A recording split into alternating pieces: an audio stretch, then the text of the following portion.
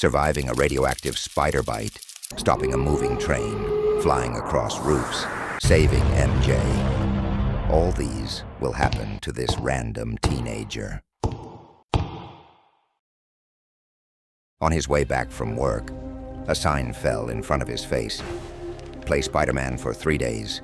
Win $100,000. It caught his interest. The money caught his interest. He had just received his paycheck from working multiple shifts at McDonald's, but he needed more money. He was getting married and moving to India with his girlfriend to start a new life, and he needed all the money he could get. If this sign is real, it was an opportunity, one that he took. He got home, dialed the number on the sign, but nobody answered. He tried one more time, again, and again, until he gave up. Nobody was picking up the call. Maybe the sign was fake after all. He tore it and went to bed.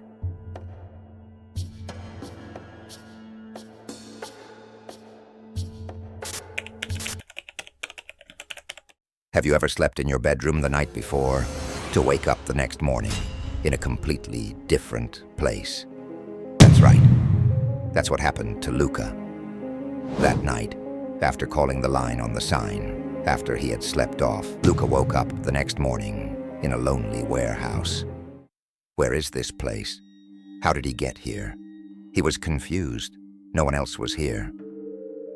As he looked around in confusion, a radioactive spider was crawling up the ceiling, heading for Luca. Luca peered his eyes around for a way out of the warehouse. A door, an entrance, anything. There was none. He was stuck here. How did he even get in here? He became scared. And just then, the radioactive spider descended from the ceiling and bit him. Luca felt a sharp pain in the back of his neck. He turned around to see what bit him, but he couldn't find the radioactive spider. It had disappeared. He touched the bite on his neck, curious what it was. A few seconds later, the venom began to kick in. Suddenly, Luca felt strange and unsteady. He began to lose his breath and control of his body. Vivid images flashed in his head, hallucinations. He staggered out of this world, then he collapsed. Luca could not understand what was going on. He thought he was about to die.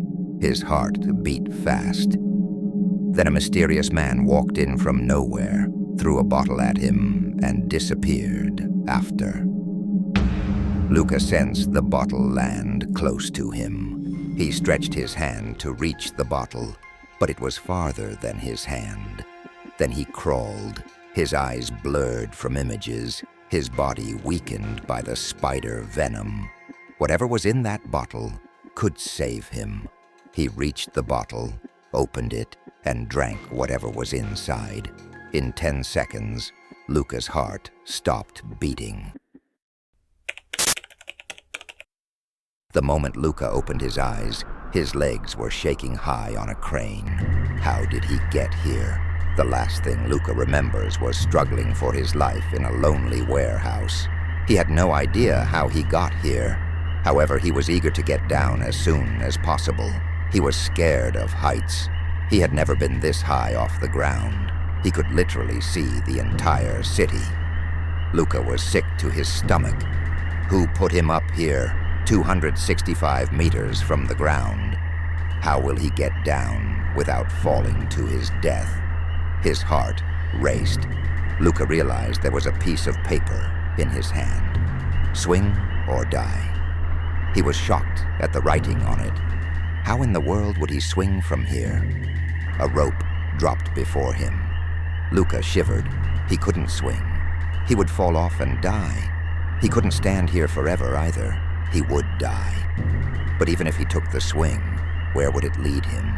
Luca shit his pants. He was cooked. The only thing that could save him was his own confidence. Luca was scared to his marrow, but in his moments of fear, he found confidence, and he grabbed the rope. But then he hesitated as he thought of his chances of surviving this swing. This could be his last moments alive. He said his last prayer. Then he shut his eyes and he swung.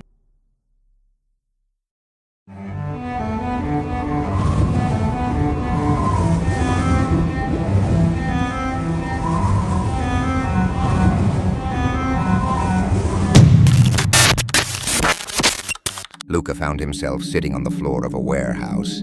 His head hurt, his body stiff like a corpse. What happened at the crane? Did he survive the swing? Luca's eyes slowly dazzled around the room, confused. Just then he saw a mysterious man in the distance.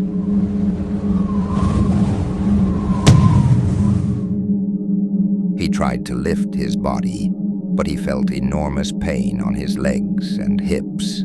Did he break his spine from the swing? Is he paralyzed? His heart pounded in fear. The mysterious man walked away. Luca tried to lift himself and go after the man, but he couldn't. As soon as the man disappeared, Luca began to feel dizzy, losing his vision. The lights started to blur out, and before he could understand it, he was blind. He couldn't see a single thing.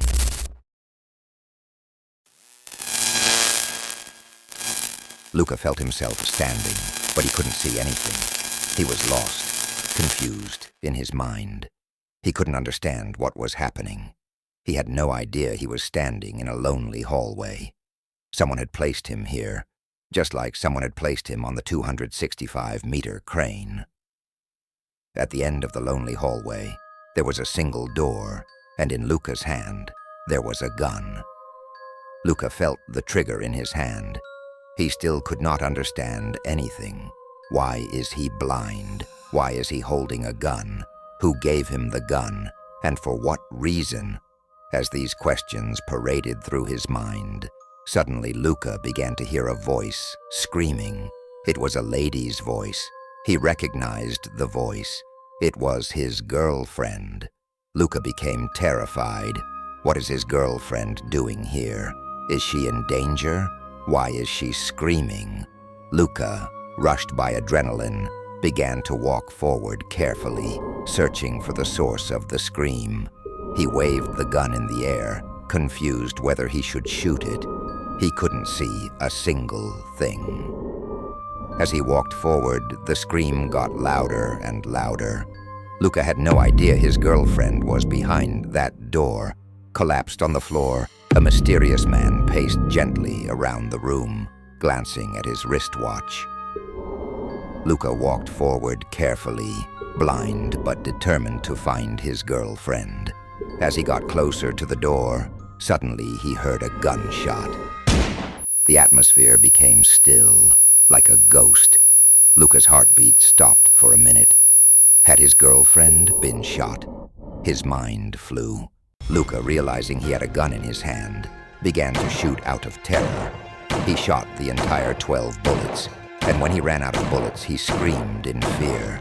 Just then, Luca heard footsteps, and he shut up instantly, horrified. Luca could not see who was walking. The footsteps walked past him and continued farther away until they disappeared. Immediately, the footsteps disappeared. Luca's eyes opened. He could see. His eyes darted around instantly as he tried to recognize where he was. He saw the door at the end of the hallway, blood flowing out underneath it. Immediately, he ran to the door, and there she was, MJ, lying in a pool of her blood, dead. Luca slumped to his feet and cried. Luca found himself in the middle of a train track, hearing the deafening sound of a train approaching, spines running down his legs. He knew a train was coming, and he was going to stop it. But this is not entirely what was happening right here. Deep down, Luca wanted to run out of the way. He could not stop a moving train. It would crush him to death. But he couldn't get out of the way either.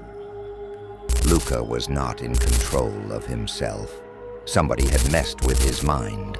When he ran into the room where his girlfriend was killed, Luca did not know that the killer had planted a psychic gas there. Luca inhaled the gas, and now he was no longer in control of himself. As Luca stood in the middle of the rail, waiting for the train to run in and crush him, his entire life flashed before his eyes. If he had not called that number on that sign, all these things wouldn't be happening to him. His girlfriend would still be alive. He wouldn't be here, about to be crushed, trying to stop a train moving at 300 miles per hour. He had no superpowers. He was not Spider-Man. The radioactive spider that bit him only tried to kill him with its venom. It did not bite any superpowers into him. His life was about to come to an end, and he couldn't do anything about it.